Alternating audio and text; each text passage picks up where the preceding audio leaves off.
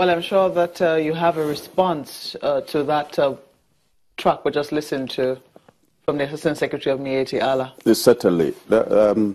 I brought the Martin Luther Agway report, and I'll leave it behind for you, because a lot of reference has been made to it to justify some of the actions that have been taken or have been contemplated by government.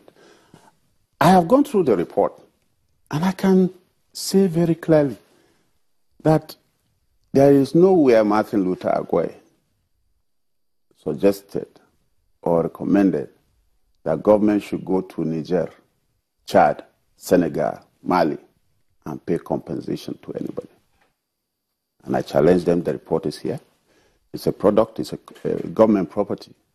There's no place in that report that says so. But did the report suggest compensation in any regard? In fact, what the report says is a holistic approach. Mm-hmm. Because let's go back to the 2011 post-election crisis. This crisis engulfed 12 northern states. And it started in Kaduna State, it started inside Kaduna metropolis. It consumed about 4 or 5 local governments in the center of Kaduna. Kaduna North, Kaduna South, Giwa, Igabi, Benungwari. And for 2 days, it started on the 17th when the results of the election started coming in. Houses, churches, church pastoriums, and individuals were targeted and killed between that time. What happened in Southern Kaduna was on the 18th. So when people start narrating as if Southern Kaduna 2011 is an isolated thing, it's not true. Now, the governor did not say it was an isolated thing. No, he keeps saying that What he said was that this report found that some of the people who were caught in that violence were herdsmen who were returning back to their countries. Does this report say that? There's no reference to it. I've read the report and I'll leave it for you. There's no reference to it? There's no reference to that. And I can tell you, I participated in that, in the commission of inquiry that was set up by government in 2011. Just a moment. Yes. You say that there is no reference to... There is no reference to herdsmen who were returning. There is no reference to 2011 post-election conflict. No, there is a reference to 2011 conflict. What is the correlation with the 2011 post-election conflict and the pattern of the cycle of conflict that Kaduna faces? The 2011 crisis, mm-hmm. which, like I have tried to point out, was something that started not in Southern Kaduna, and it took the similar pattern of burning of churches, identifying persons as suspected to be PDP members, even Muslims, and attacking them. And this was done by a particular sect of people who believed that they were either robbed of victory or something. And they unleashed havoc. So I have looked at the report, and like I was telling you, I was counsel to some of these communities in the commission of inquiry set up by government in 2011. I sat throughout the sittings. I participated in the proceedings. There was no single testimony, either written or verbal, that came to that commission of inquiry suggesting that foreigners were victims. I'm asking. And I'm saying that there is no way someone between 2011 and 2015, there's no way somebody will wake up in 2015 and invent such a story, which was not tested. I am asking, this report was submitted in August 2015 or concluded in August 2015. Yes. What was the mention of 2011 post-election conflict in relation to in this report? There are so many things. First of all, the committee realized that the conflict created a lot of bad blood between hitherto peaceful individuals, friends and communities, and made over 39 recommendations. It was not just one off. There are so many things. The committee, for instance, said that certain elements of banditry, criminals were now taking advantage of what happened in 2011 and were now unleashing havoc on various communities by way of armed robbery, kidnapping, and cattle rustling.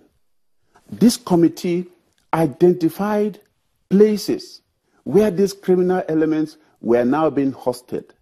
This committee went to Kachia local government, went to Thanga local government, went to Zangon-Kata local government, and came out with names of locations where the bandits were now being camped.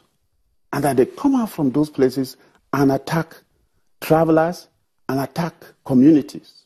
This committee recommended that government should immediately move into the forest and flush out these bandits. Government never acted on that up to today. And that is the cause of the problem. That's interesting because you say that, it also talked about it in relation to cattle rustling. Yes. One of the accusations of Sokapo is that when cattle rustling, was a problem in southern Kaduna, there was decisive action on it, that the government moved into Kamoku forest and they were able to flush them out. So when you said that government did not do anything about it, government did not do anything about it in southern Kaduna. Government moved decisively. Government did not talk about building a barracks in Kamoku forest. Government did not talk about reports of previous commissions of inquiry. Government did not talk about academics. Government took action, went into the Kamoku forest, and many of us applauded government for that action. Because you could be traveling to Lagos or Beningwari for your own personal business, and you fall victim. So when government acts like that, you must applaud it. And we did. But when bandits were now coming out from our forest to attack communities, government decided to spring up explanations on behalf of the attackers. What was the cause of the renewed conflict? Because it would seem that southern Kaduna had been relatively peaceful for a while. I will tell you, that is what this committee found out. That bandits, criminal elements, were camped in various forests in southern Kaduna, and that they were coming out at will to block the roads, commit robbery.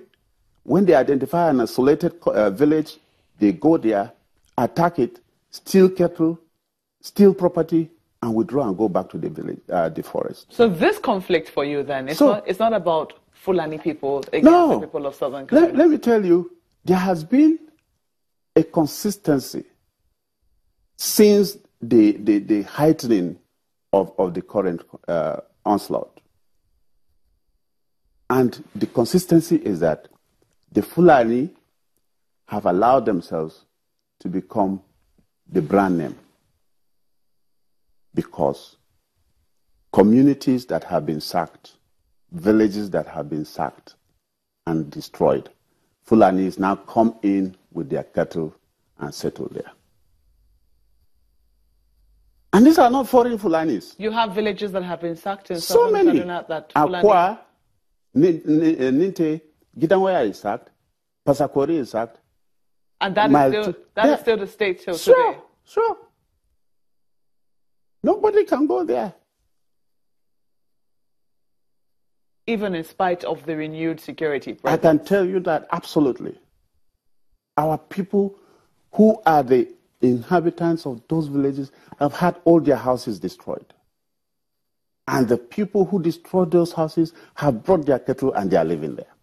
There are two different scenarios you paint. You say that a group of bandits, who live in the forest, do these attacks on people. I say it means then that you have, no problem with the Fulani people. You say, no, you do not have any problem with them, but that the Fulani people have allowed themselves be the brand name because they come and settle. But now you also allege that the people who destroyed it also settle there. That it's very difficult to draw a demarcation between who destroyed and who takes over. Because unless you have a league with the person doing the army work of destroying the community, you can't come in and settle there. You can't. Then let me tell you, one of the things in all the attacks, the Miete Allah has owned up to the attacks. Virtually in all the communities, because they bring up explanation as to why the attack took place. In every village, they will give you one story.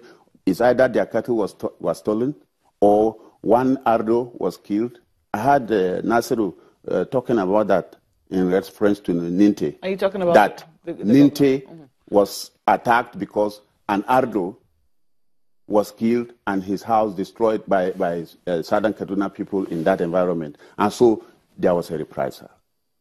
So when you have people who own up to the destruction and they are representing the Fulani. Mr. Mark Jacob, we know that, there's definitely plenty of, annoyance. Yes. But, if this report is still talking about 2011 election crisis, can we totally rule out politics?